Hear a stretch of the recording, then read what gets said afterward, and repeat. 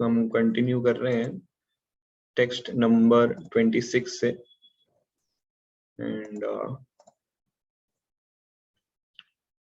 यहाँ पे इस सेक्शन से व्यासदेव एक डिससैटिस्फैक्शन प्रस्तुत करते हैं ऑनेस्टली।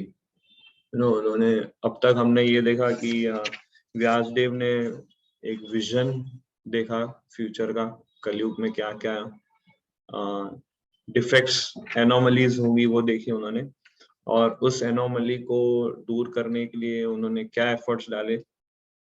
उन्होंने वेदों को डिवाइड किया, सिस्टमेटिकली प्रेजेंट किया, बट फिर भी उनका माइंड सेटिस्फाइड नहीं था। और वो चीज अभी 26 नंबर श्लोक से 33 नंबर श्लोक जो इस अध्याय का लास्ट श्लोक है, वहां तक इस सब्जेक्ट को डिस्कस किया जाएगा, व्यासदेव्स डिससैटिस्फैक्शन। सो टेक्स्ट 26 पढ़ते हैं। एवं प्रवृत्तस्य सदा भूतानां श्रेयसी द्विजा सर्वात्मकेनापि यदा नातुष्यत् धृत्यं तथा। अनुवाद कोई पढ़ सकते हैं? हे द्विज ब्राह्मणों, यद्यपि वे समस्त लोगों के समग्र कल्याण कार्य में लगे रहें, तो भी उनका मन भरा नहीं।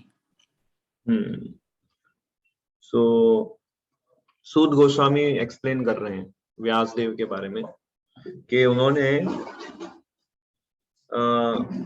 लोक कल्याण के लिए समग्र कल्याण कार्य में लगे रहे, फिर भी उनका मन भरा नहीं, उनका मन संतुष्ट नहीं था। सर्वात्मकेन मीन्स बाय ऑल मीन्स, सदा भूतानां श्रेयसी, सदा भूतानां श्रेयसी के सभी लोगों के हित के लिए वो कल्याणकारी कार्य कर रहे थे, फिर भी वो सेटिस्फाइड नहीं थे अपने मन से। तो प्रभुपाद लाइन लिखते हैं परपोर्ट में कि ऐसी आशा थी कि वे ऐसे कार्यों से संतुष्ट होंगे, लेकिन अंततः वे संतुष्ट नहीं हुए। तो लाइफ हमारी ना, हम देखते हैं कि कितने लोग जितना भी ह्यूमैनिटेरियन वर्क कर ले वो कभी सेटिस्फाइड नहीं होते। मदर टेरेसा जो एपिटोम है ह्यूमैनिटेरियन वर्क के लिए, उन्होंने इतनी सारी ह्यूमैनिटेरियन एक्टिविटीज की, बट वो अपनी डायरी में लिखती थी कि मैंने इतना सेवा किया मनुष्यों का, वो भी बिना कोई एक्सपेक्टेशन के, just causeless help, causeless service की मैंने, but I am still not satisfied. ऐसा वो डायरी में लिखते हैं, मदर टेरेसा की डायरी में ये लाइन आता है। सो व्यक्ति कभी भी सेटिस्फाइड नहीं हो सकता जब तक वो किसी को बॉडीली लेवल पे हेल्प करता है। वो तभी सेटिस्फाइड हो सकता है जब वो सोल के लेवल पे किसी को हेल्प करेगा। आत्मा तक जब तक उसकी हेल्प नहीं पहुंचती है, तब तक न सामने वाला व्यक्ति सेटिस्फाइड होगा, न वो व्यक्ति जो हेल्प कर रहा है वो सेटिस्फाइड होगा, वो हमेशा डिससेटिस्फाइड रहेगा।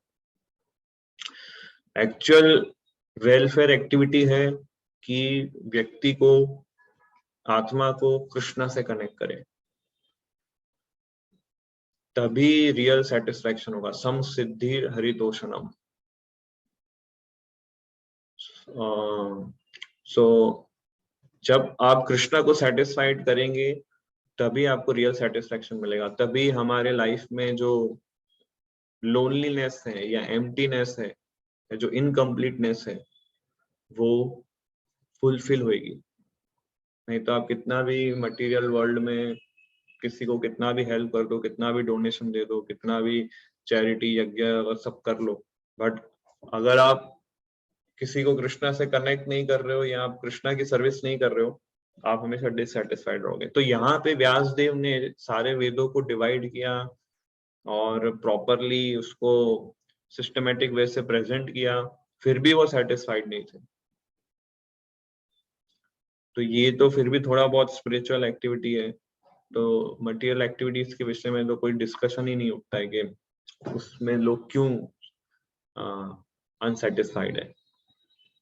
सो 27 नंबर में आगे इसको कंटिन्यू कर रहे हैं। नाति प्रसीदत धृदया सरस्वत्यास्तते शुचौ वितर्कयन् विविक्तस्थ इदं चोवाच धर्मवित्। इस प्रकार मन में असंतुष्ट रहते हुए ऋषि ने तुरंत विचार करना प्रारंभ कर दिया, क्योंकि वे धर्म के सार के ज्ञाता और मन ही मन कहा।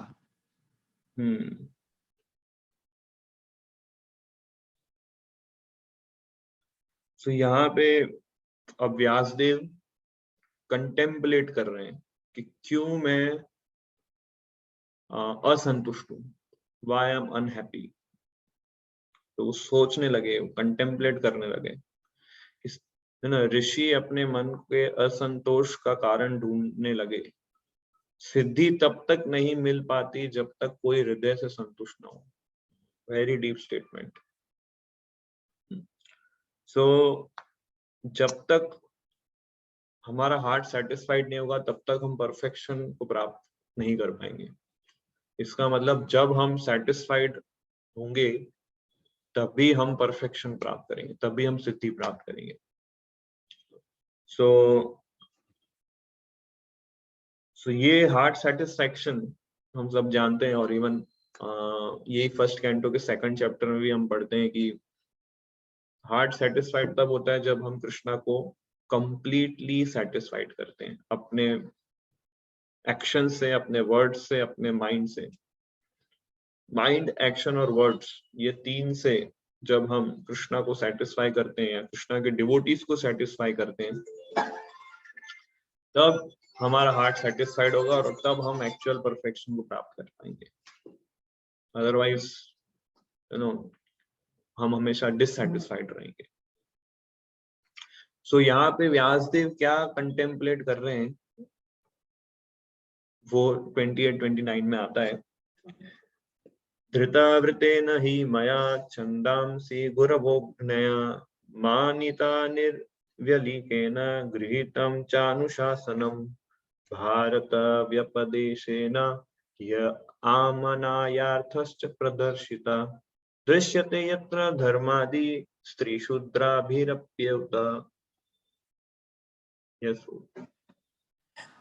मैंने कठिन व्रतों का पालन करते हुए वेदों की, गुरु की तथा यज्ञ वेदी की मिथ्याडंबर के बिना पूजा की है।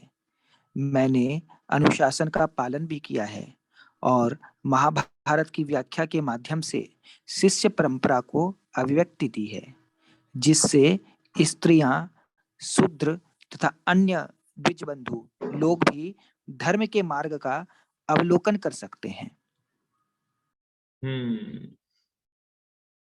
सो यहाँ पे एक्चुअली व्यासदेव ने अभी तक जो जो वर्क किया उस पे सोच रहे हैं कि मैंने वेदों को प्रॉपरली डिस्क्राइब किया और सारे नियमों का पालन किया और महाभारत के थ्रू बहुत सारी चीजें समझाई। ऐसे कंटेम्पलेट कर रहे हैं अपने वर्क के ऊपर कि मैंने क्या क्या किया है। सो ये अवेयरनेस होना बहुत जरूरी है।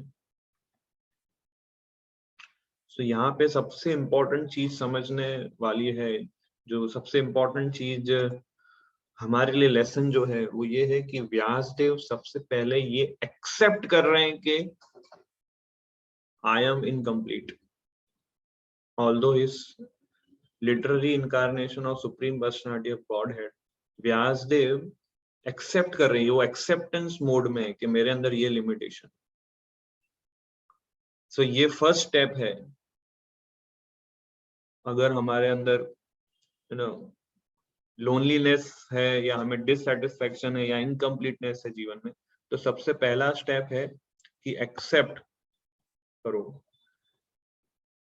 प्रॉब्लम ये है कि हम लोग एक्सेप्ट नहीं करते हैं कि हमारे अंदर ये समस्या है, और ये इनकम्प्लीटनेस को, असंतुष्टि को पूरा करने के लिए हम क्या करते हैं, गलत चीजों का इस्तेमाल करते हैं। सोशल मीडिया पे चले जाते हैं या कोई एडिक्शंस में चले जाते हैं। तो व्यासदेव ने ऐसा कुछ किया नहीं था यार, कुछ सेटिस्फाइड नहीं हो रहा है, चलो किसी फ्रेंड को फोन करते हैं, फेसबुक पे व्हाट्सएप पे कुछ ना सर्फिंग करते हैं इंटरनेट पे। सो वो जेन्युइन कंसर्न उनके हृदय में आया कि why I am not satisfied. तो जब व्यक्ति जब तक एक्सेप्ट नहीं करेगा तब तक ये गलत चीजों का यूज करेगा अपने इनकम्प्लीटनेस को पूरा करने के लिए, अपने अंदर के एम्प्टीनेस को भरने के लिए वो गलत चीजों का इस्तेमाल करेगा, इससे वो अपना सेल्फ रियलाइजेशन प्रोसेस उसका डिले हो जाता है। तो फर्स्ट थिंग है कि अवेयरनेस, कि हमारे अंदर ये समस्या है। और वो अवेयरनेस कैसे आती है इस श्लोक में बता रहे हैं व्यासदेव, कंटेम्पलेट करके, इंट्रोस्पेक्ट करके कि हमारे अंदर क्या डिफिकल्टी है और आइडल स्टैंडर्ड्स क्या है और मैं किस स्टैंडर्ड पर हूँ। ये कंटेम्पलेशन किया व्यासदेव ने। सो कंटेम्पलेशन जब हम करते हैं अटेंटिवली तब अवेयरनेस आती है। और जब हम अटेंटिवली, जब हम सेवाओं में अटेंशन देते हैं, जब हम चैंटिंग रीडिंग हियरिंग में अटेंशन देते हैं, तो हमारे अंदर अवेयरनेस आती है कि शास्त्र क्या एक्सपेक्ट कर रहे हैं और मैं कहाँ हूँ। तब हमारे अंदर एक्चुअल ह्यूमिलिटी आएगी कि मैं कृष्णा से कितना दूर हूँ। तो सिंसियर भक्त का सबसे बड़ा रिवॉर्ड यही है कि वो विनम्र होता है, हो जाता है, क्योंकि वो अटेंशन और अवेयरनेस से ये कंक्लूजन पे आता है कि आइडल डिवोटी कैसा होता है और मेरे अंदर कितनी कमी है। तो विनम्रता आती है उसके अंदर। सो इसलिए सबसे पहले, इसलिए अवेयरनेस, हमारे अंदर जो भी लिमिटेशन है उसकी अवेयरनेस लाने के लिए सबसे पहले हमें अटेंटिव होना पड़ेगा।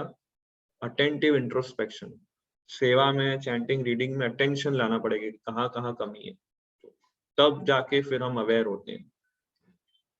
तो यू नो अगर हम भक्ति प्रैक्टिस कर रहे हैं, चैंटिंग रीडिंग हियरिंग कर रहे हैं और हमें ब्लिस का अनुभव नहीं हो रहा है, मतलब कहीं कुछ कमी है। क्योंकि कृष्णा डिवोटी जो होता है वो हमेशा, उसका फर्स्ट सिम्टम है कृष्णा डिवोटी का कि वो हर सिचुएशन में, हर परिस्थिति में, हर समय हैप्पी रहता है, ब्लिसफुल रहता है। वो कभी मायूस नहीं होता है। व्यासदेव का जो इनकम्प्लीटनेस एंड सेटिस्फेक्शन है वो अलग लेवल का इनसेटिस्फेक्शन है। कैसे? हमारे जैसा वो डिससेटिस्फेक्शन नहीं थे व्यासदेव का।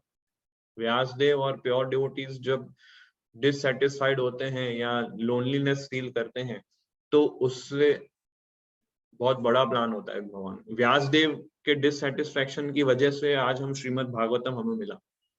तो उनका डिससेटिस्फेक्शन अलग लेवल पे है, हमारा डिससेटिस्फेक्शन अलग लेवल पे होता है।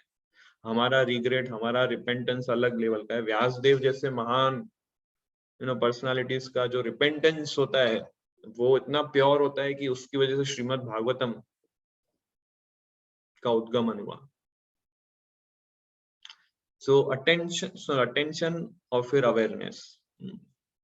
सो हम लोग कृष्णा कॉन्शियस प्रैक्टिस कर रहे हैं, चैंटिंग रीडिंग हियरिंग कर रहे हैं, और अगर हमारे अंदर मटेरियल डिजायर्स है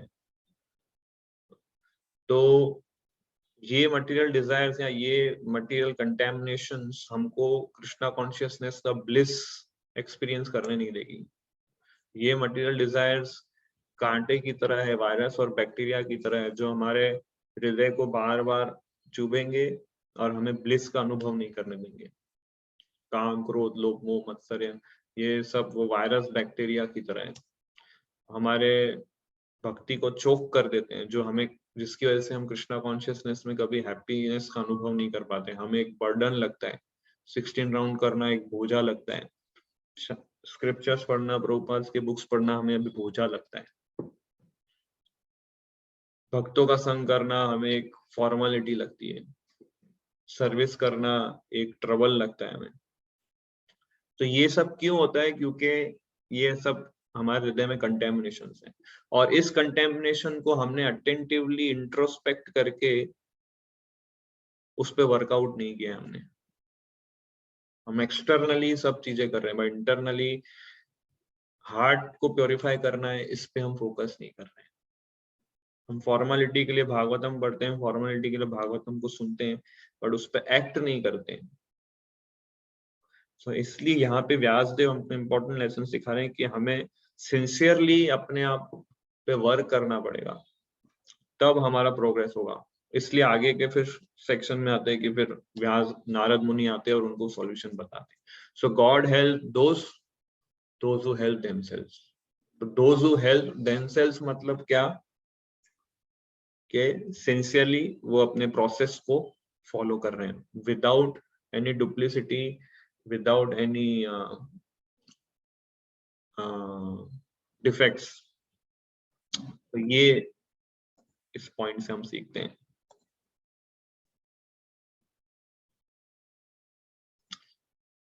और कंटेम्पलेट करते करते व्यासदेव फिर कंक्लूजन पे पहुंचते हैं, और वो 30 नंबर श्लोक में आता है, तथापि बत मे धैर्यो यह आत्मा चैवात्मना विभु असंपन्न इवा भाति ब्रह्म वर्चस्य सत्तमा। वेदों के लिए जितनी बातों की आवश्यकता है, यद्यपि मैं उनसे पूर्ण रूप से सज्जित हूँ, तथापि मैं अपूर्णता का अनुभव कर रहा हूँ। So I am feeling incomplete also. Okay, continue कर रहे हैं अपना ये कंटेम्पलेशन। सो यहाँ पे ये लाइन इंपॉर्टेंट है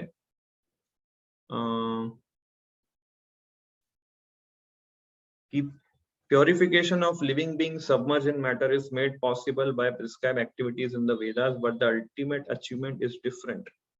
Unless it is attained, the living being, even though fully equipped, cannot be situated in transcendentally normal stage. मतलब ये है, बोल रहे हैं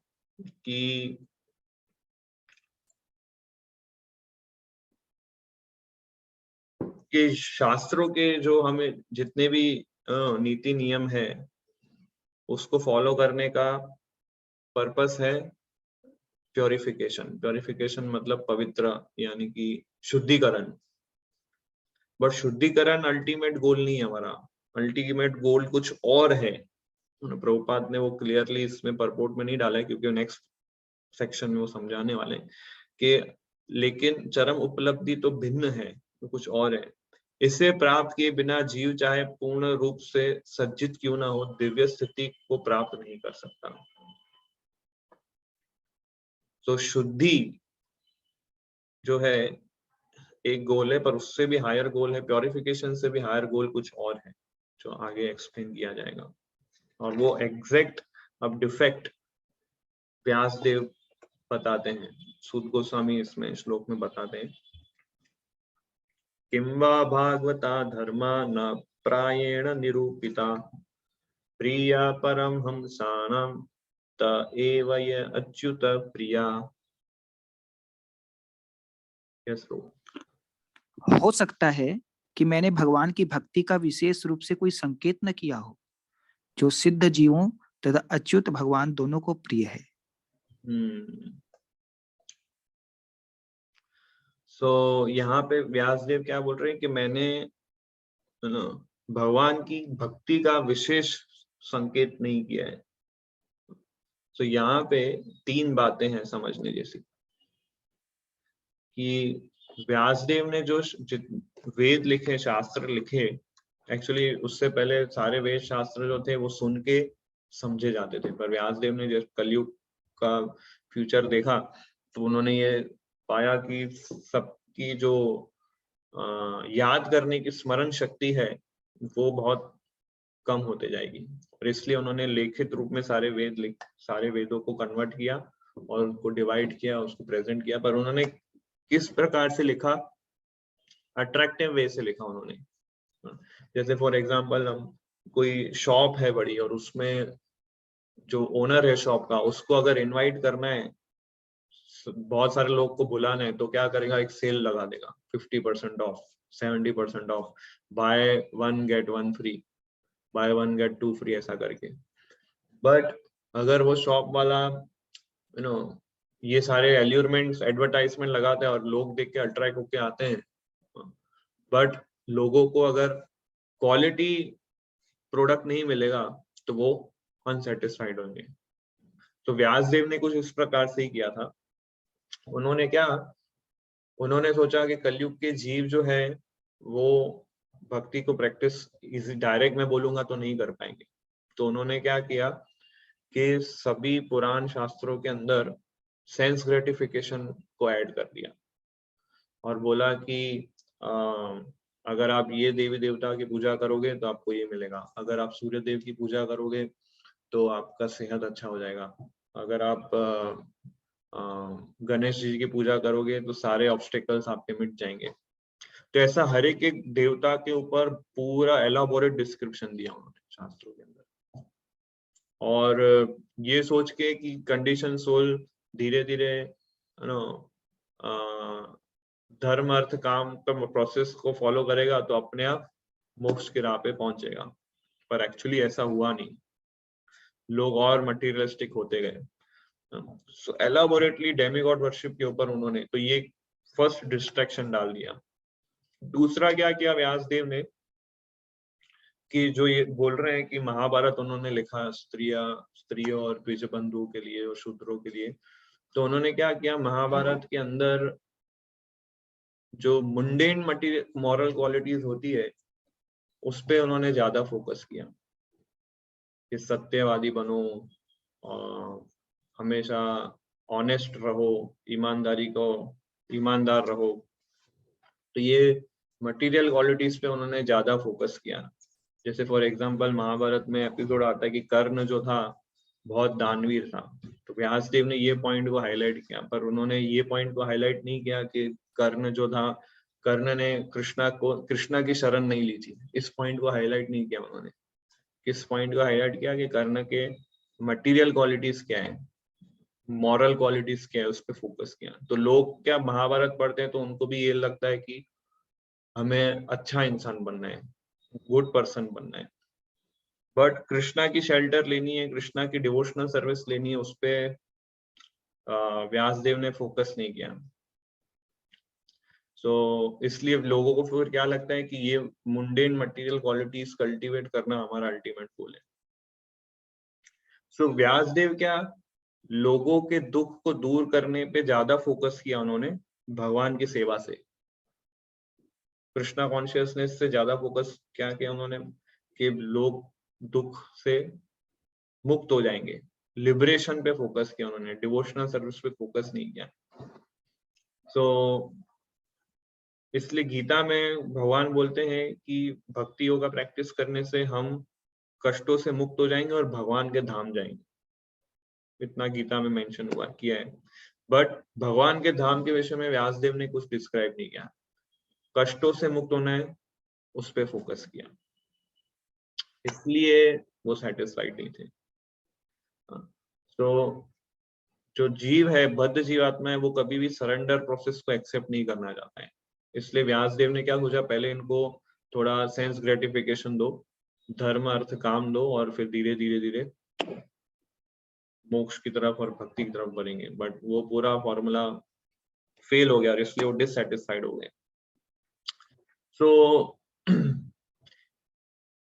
डिससेटिस्फैक्शन जो व्यासदेव ने जो फील कर रहे हैं, अनुभव कर रहे हैं, वो जैसे मैंने बताया कि इंट्रोस्पेक्शन से उन्होंने इस चीज को समझा। और जब वो इस प्रकार से डिससेटिस्फैक्शन का अनुभव कर रहे थे तब उसी समय नारद मुनि वहां पे आते हैं। तो एक और इम्पोर्टेंट लेसन इसमें सीखते हैं कि जब डिवोटी सिंसियरली अपने लिमिटेशंस पे वर्क करता है, एक्सेप्ट करके उसको, तब कृष्णा उसको हेल्प एक्सटेंड करते हैं। सेकंड लेसन एक और इम्पोर्टेंट है कि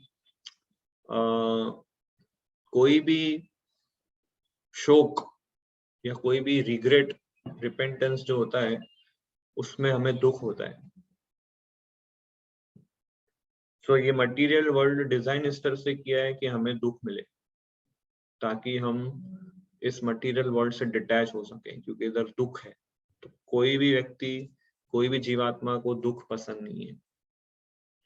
तो जीवात्मा क्या करता है कि वो दुख को दूर करने के लिए बहुत सारे टूल्स एंड टेक्निक्स और मीन्स और प्लानिंग करता है कि मैं दुख को हटा के सुख को कैसे प्राप्त करूं। पर मटेरियल वर्ल्ड को डिजाइन इस तरह से किया है, भगवान ने बोला है दुखालय।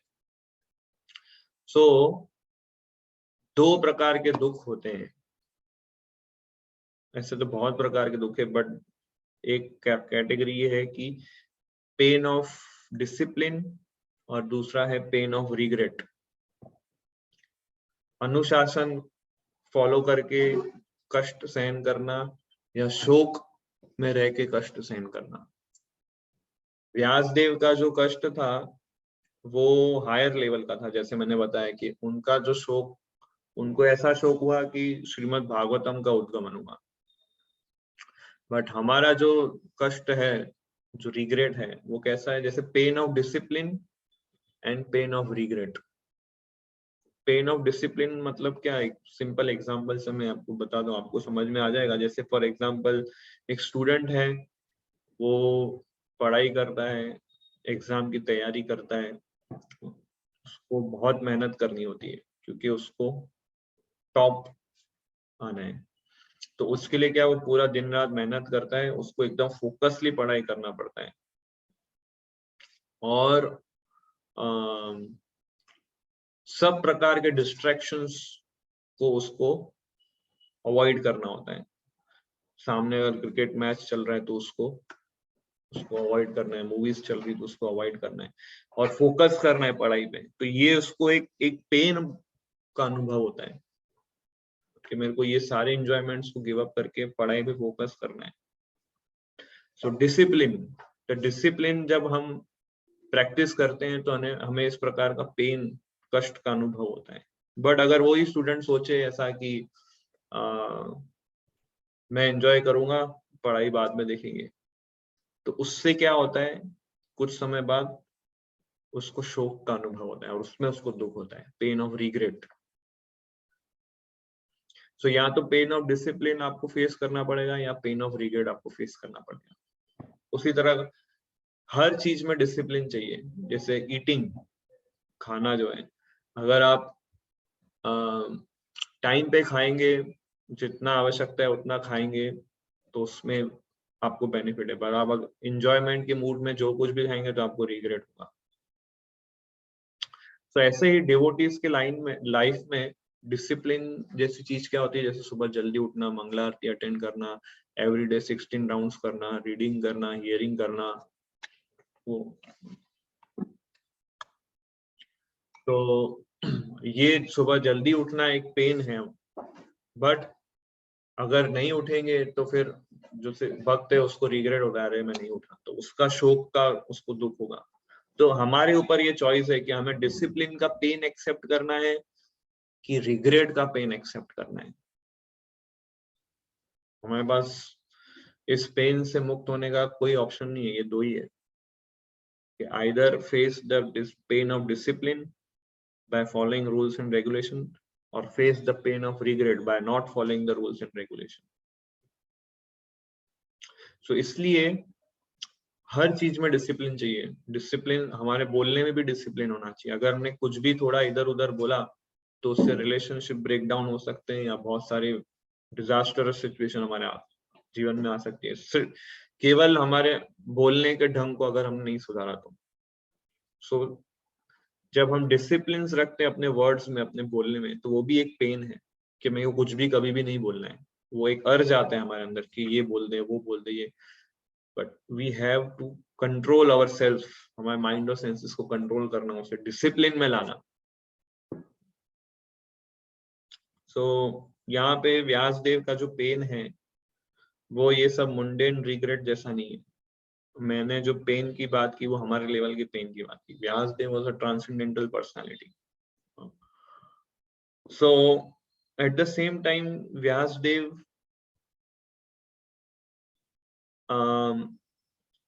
कि ये एपिसोड से हम ये भी सीखते हैं, जो आज बहुत सारे लोग फेस कर रहे हैं प्रॉब्लम को, वो है लोनलीनेस।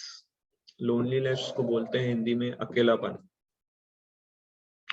इसलिए उस समय मेरे को ऐसा न्यूज़ मिला कि जापान और यूनाइटेड किंगडम, ये 2 कंट्रीज है, वो ये 2 कंट्री की गवर्नमेंट ने एक अलग मिनिस्ट्री बनाई है, मिनिस्ट्री ऑफ लोनलीनेस। तो इन लोगों ने मिनिस्ट्री ऑफ, जैसे अलग अलग डिपार्टमेंट होते हैं गवर्नमेंट में, ministry of family and welfare, ministry of finance और होम मिनिस्टर, ऐसे अलग अलग मिनिस्ट्री। तो ये 2 कंट्रीज ने एक नया मिनिस्ट्री बनाया, मिनिस्टर ऑफ लोनलीनेस। इसमें उस गवर्नमेंट का काम क्या है कि ऐसे लोगों को ढूंढना जो इस अकेलेपन को फेस कर रहे हैं और उनको हेल्प करना। तो ये बड़ी समस्या हो गई है लोनलीनेस। तो 3 प्रकार के लोनलीनेस होती है। पहले वो व्यक्ति होते हैं जिसमें जो वो करना चाहते हैं वो नहीं कर पाते, या जो वो बनना चाहते हैं वो नहीं बन पाते। इसकी वजह से उनको इनकम्प्लीट लगता है, लोनलीनेस लगता है, अकेला लगता है। जैसे मेरा एक बचपन का फ्रेंड था, उसको वो एकदम सिंसियरली डिजायर कर रहा था कि मैं क्रिकेट स्टार बनूं, क्रिकेटर बनूं। तो क्रिकेट, दिन रात वो क्रिकेट खेलता था, प्रैक्टिस करता था, बट अब वो क्रिकेटर नहीं बन पाया एक्चुअली। वो तो कोई जॉब में भी कर रहा है कहीं, बट ये उसके अंदर एक लोनलीनेस और इनकम्प्लीटनेस आ गया था कि मैं ये बनना चाहता था पर मैं वो नहीं बन पाया। तो ये फर्स्ट काइंड ऑफ लोनलीनेस है। दूसरा उस टाइप का होता है कि ऐसे लोग होते हैं जो चाहे वो कर सकते हैं, जो चाहे कर सकते हैं, जो बनना चाहे वो बन सकते हैं, बट उनको इनकम्प्लीटनेस किस चीज का फील होता है? Lack of deep relationships. किसी से संबंध स्थापित नहीं कर पाते हैं। उनको जो चाहे मिल जाता है, सब कुछ मिल जाता है, वो सब कुछ प्राप्ति कर लेते हैं, वो जो अचीव करना चाहे कर लेते हैं, जो चाहे बनना चाहे बन जाते हैं, but they have lack of deep relationships. वो रिलेशनशिप्स को रियलिस्ट नहीं कर पाते। कोई है नहीं उनको जो उसके साथ वो शेयर कर सके चीजों को, जिसकी वजह से उनको इनकम्प्लीटनेस लगता है। और हमने देखा है, मैंने भी मेरे प्रीचिंग एक्टिविटीज में मैंने देखा है कि जो लोग बहुत बिलियनर्स मिलियनर्स होते हैं, वो इस टाइप के लोनलीनेस को फेस करते हैं। उनके पास सब कुछ है, मटेरियल ऑपुलेंस, जो आज एक व्यक्ति एस्पायर करता है, बट दे आर अनसेटिस्फाइड, क्योंकि उनको उनके आसपास कोई व्यक्ति नहीं है जो उनके साथ वो चीजें शेयर कर सके, अपनी बातों को डिस्कस कर सके, अपने हैप्पीनेस को शेयर कर सके। They don't have those person with whom they can share their happiness. और तीसरे प्रकार का लोनलीनेस है कि उनके पास सब कुछ है, वो जो चाहे कर सकते हैं, जो अचीव करना चाहे कर सकते हैं, उनका रिलेशनशिप्स भी अच्छा है और उनके आसपास भी लोग हैं जिनके साथ वो शेयर कर सकते हैं, बट वो अनसेटिस्फाइड रहते हैं। Reason, because they are not practising Krishna consciousness, they are not connected with Krishna. ये तीसरे प्रकार का लोनलीनेस है। सो अल्टीमेटली अगर हम जब तक कृष्णा से कनेक्ट नहीं होंगे, डिवोटीज से कनेक्ट नहीं होंगे, तब तक हम कितना भी अचीव कर लें, we will never be feel satisfied. वो खालीपन लगेगा हमेशा हमें अंदर से। इसलिए आज मटेरियल वर्ल्ड में रिलेशनशिप्स चाहे कितने भी अच्छे हो आपके, अचीवमेंट्स चाहे कितने भी हो आपके, बट व्यक्ति at the end of the day satisfied नहीं रहता है। कुछ ना कुछ उसको इनकम्प्लीटनेस लगता है, जस्ट बिकॉज वो सारी चीजें, वो सारे रिलेशनशिप्स जो उसने डेवलप किए, जो उसने अचीव किए, वो सोल तक हैप्पीनेस नहीं पहुंचा पाते हैं उसको। बॉडीली लेवल तक ही हैप्पीनेस उसको मिलती है। अल्टीमेटली सोल तक जब तक हैप्पीनेस नहीं पहुंचेगी, तब तक व्यक्ति कभी भी अपने आप को कंप्लीटली सेटिस्फाइड का अनुभव नहीं कर पाएगा। तो व्यासदेव यही बोल रहे हैं कि मैंने यही शुद्ध भक्ति का वर्णन मेरे राइटिंग्स में मेंशन नहीं किया, इसलिए वो अनसेटिस्फाइड थे। और फिर टेक्स्ट 32 में नारद मुनि का डिस्क्रिप्शन आता है।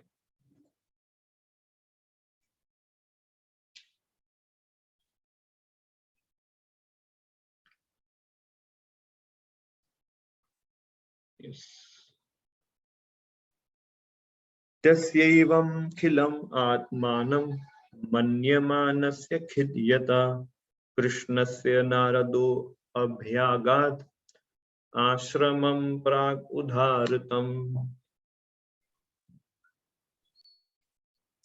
जैसा कि पहले कहा जा चुका है, जब व्यासदेव अपने दोषों के विषय में पश्चाताप कर रहे थे, उसी समय सरस्वती नदी के तट पर स्थित कृष्ण द्वैपायन व्यास की कुटिया में नारद जी पधारे।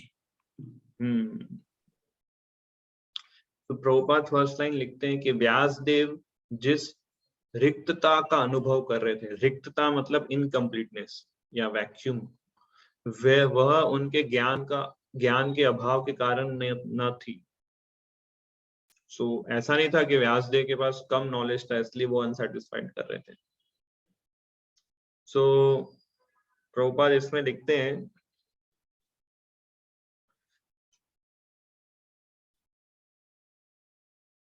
यस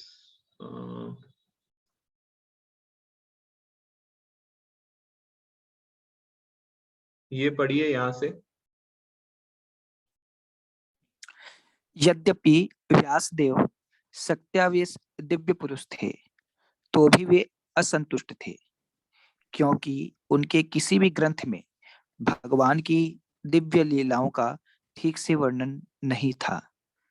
इसकी प्रेरणा श्री कृष्ण ने सीधे व्यासदेव के हृदय में उत्पन्न की, अतएव उन्हें रिक्तता का अनुभव हुआ, जैसा कि ऊपर कहा गया है। Yes.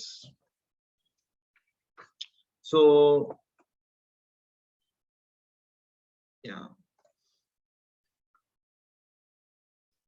So जब जैसे कि प्रभुपाद एक श्रीमद् भागवतम के फर्स्ट कैंटो में एक बहुत ही सुंदर लाइन लिखते हैं परपोर्ट के अंदर, मैं वो शेयर करता हूँ आप लोग के साथ।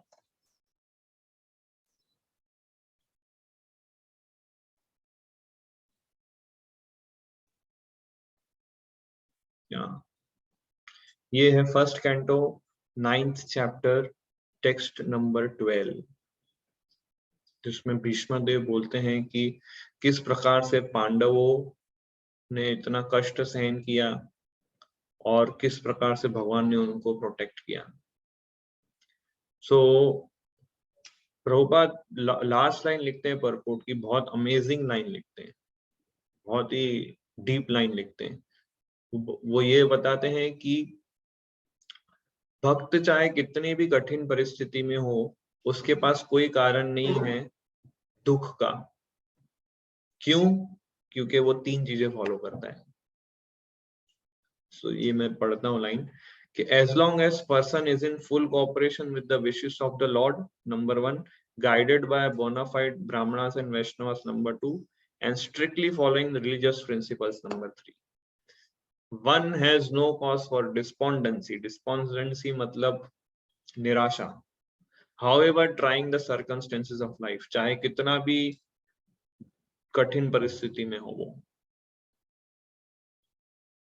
सो 3 चीजें, अगर भक्त अगर निराशावादी हो जाए या होप खो बैठे, इसका मतलब वो भक्ति प्रैक्टिस नहीं कर रहे हैं, वो अभी तक मटेरियल प्लेटफॉर्म पे। अगर हम भगवान की इच्छा के अनुसार अपना जीवन चला रहे हैं, भक्तों के गाइडेंस में अपना जीवन जी रहे हैं और नियमों का स्ट्रिक्टली नियम पालन कर रहे हैं, तो चाहे कितनी भी कठिन परिस्थिति हो, भक्त कभी निराश नहीं होगा। ये फॉर्मूला है, भागवतम का फॉर्मूला है। 3 चीजें हमेशा याद रखिए। सबसे पहले भगवान की इच्छाओं के अनुसार हम जीवन जी रहे हैं, भक्तों के गाइडेंस के अनुसार हम जीवन जी रहे हैं, और नियमों का स्ट्रिक्टली पालन कर रहे हैं। ये 3 चीज प्रभुपाद कहते हैं कि जो ये 3 चीज फॉलो करता है, चाहे कितनी भी कठिन परिस्थिति में हो, कितनी भी दुर्गति अवस्था में हो, वो निराश नहीं होगा कभी।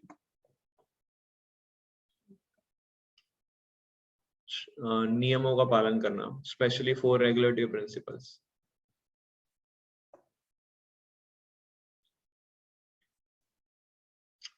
सो डिस्पॉन्डेंसी यानी कि इनकम्प्लीटनेस या निराशा, खो बैठना। तो भीष्मदेव ये कह रहे थे पांडवों को कि दुखी मत होइए आप, जब तक आप कृष्णा कॉन्शियसनेस है, जब तक आप कृष्णा भक्त है, तब तक कुछ इंपॉर्टेंट मैटर नहीं करता है, जो कुछ भी आपके साथ हो। अब फिर भीष्मदेव बोलते हैं, देखो मेरी कंडीशन कैसी है, मैं आज ये तीर जो बाण है उसकी शैया पे लेटा हुआ हूँ, बट मुझे दुख नहीं है, क्योंकि मैं इसको कृष्णा की अरेंजमेंट समझ रहा हूँ। और युधिष्ठिर महाराज को भी यही इंस्ट्रक्शन दे रहे थे। आज हम मॉर्निंग में डिस्कस कर रहे थे गीता के ऊपर कि भीष्मदेव ये बताना चाहते थे पांडवों को कि सब कुछ कृष्णा की अरेंजमेंट है, इस प्रकार से हर सिचुएशन को देखो। और वही व्यक्ति हर सिचुएशन को कृष्णा की अरेंजमेंट मान सकता है जब ये 3 चीजें फॉलो करता है, जो हमने अभी परपोर्ट में पढ़ा। तो इसलिए हमेशा होपफुल रहना चाहिए हमें कृष्णा कॉन्शियसनेस के अंदर। कभी भी हमें होप नहीं खोना है, क्योंकि hope is the biggest asset जो डिवोटी कैरी करता है।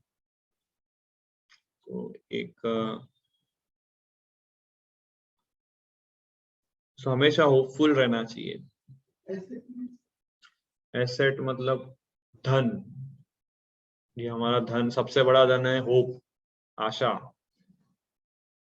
तो आशा कभी हमें खोनी नहीं है, उसी से वो एक फाउंडेशन है हमारे पॉजिटिव एटीट्यूड का, टू बिकम होपफुल।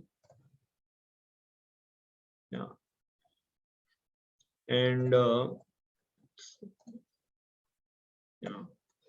एक और लाइन मैं आपके साथ शेयर करता हूँ। मैं जस्ट पढ़ रहा था एक बुक से जिसमें होप के विषय में बताते हैं। सो प्रभुपाद के एक डिसाइपल है भक्ति विकास महाराज, वो बहुत अच्छा ये लाइन लिखते हैं कि there is no reason for despondency. Despondency मतलब होपलेस या फिर निराशा। There is no reason for despondency because I am confident that Srila Prabhupada has accepted me. Prabhupada knows my faults, yet he has given me the assurance that if I just keep holding on his lotus feet, he will help me. He is not rejecting me. He is always with me as my ever well-wisher. And if Prabhupada accepts me, surely I will attain Krishna. Probably I will have to go through millions of lifetime of purification before actually reaching to Krishna, but my ultimate success is assured. The mercy of Krishna and Srila Prabhupada is wonderful and inexplicable. By Prabhupada's mercy, that which is unimaginable now, pure love of God, may be bestowed on us very soon. After all, Srila Prabhupada wants to give us Krishna prem, and all his endeavors were for that purpose only.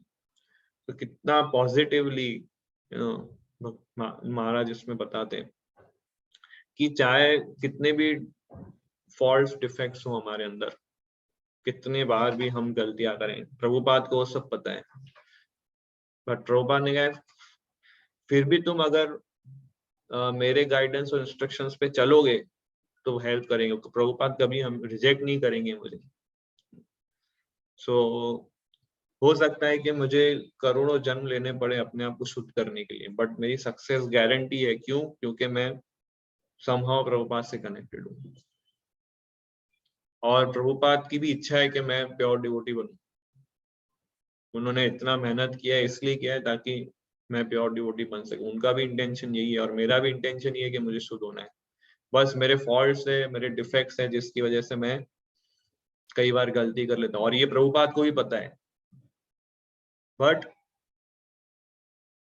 Prabhupada ये बोल रहे हैं कि no problem, just मेरे चरणों को पकड़ के रखो, I will deliver you.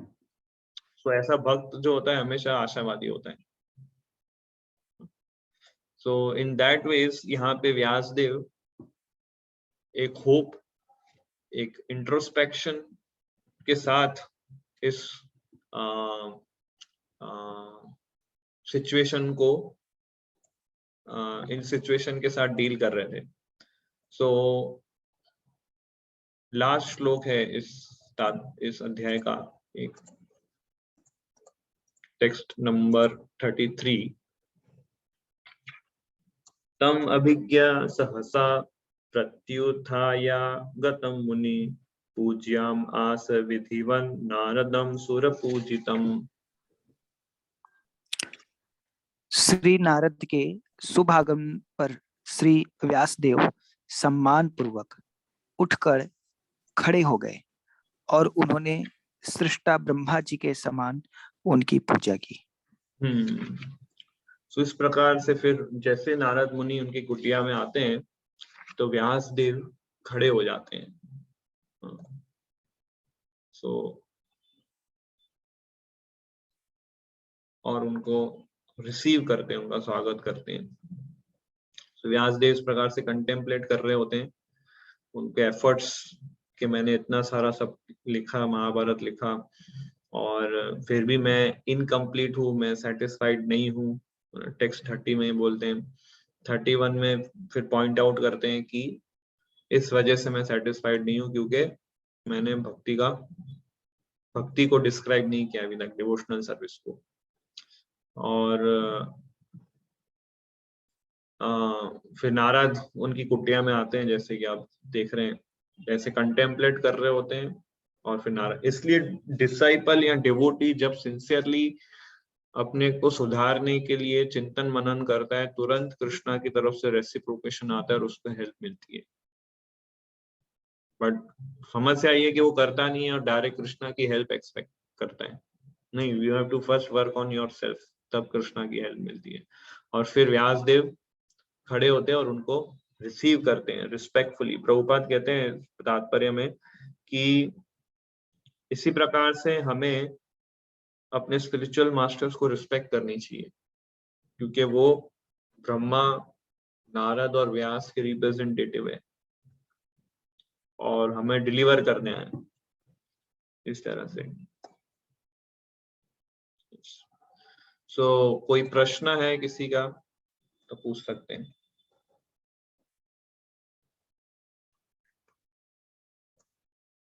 Any questions, any doubts?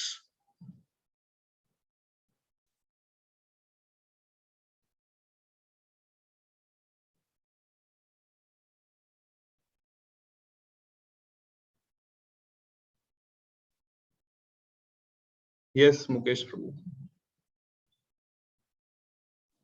हरे कृष्णा प्रभु जी।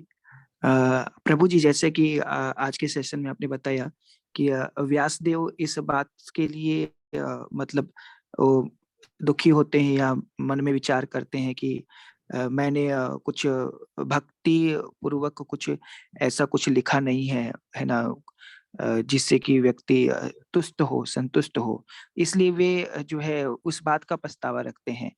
तो है ना, व्यासदेव ने पहले जो पुराण प्रभु जी जो लिखे हैं, मतलब इन भागवत पुराण के पहले जो इतने पुराण उन्होंने लिखे थे, उसमें भी तो उन्होंने देवताओं के लिए, मतलब देवताओं के ऊपर में कुछ, मतलब उनको रख के उसमें भी भगवान की भी उसमें स्तुति की थी। तो वो पुराण क्या उसमें भगवान की नहीं, और या जब भक्ति? व्यासदेव जब ये कंटेम्पलेट कर रहे थे, मतलब इस चिंतन मनन कर रहे थे कि मैं क्यों संतुष्ट नहीं हूँ, तब उन्होंने श्रीमद् भागवतम नहीं लिखा था अब तक।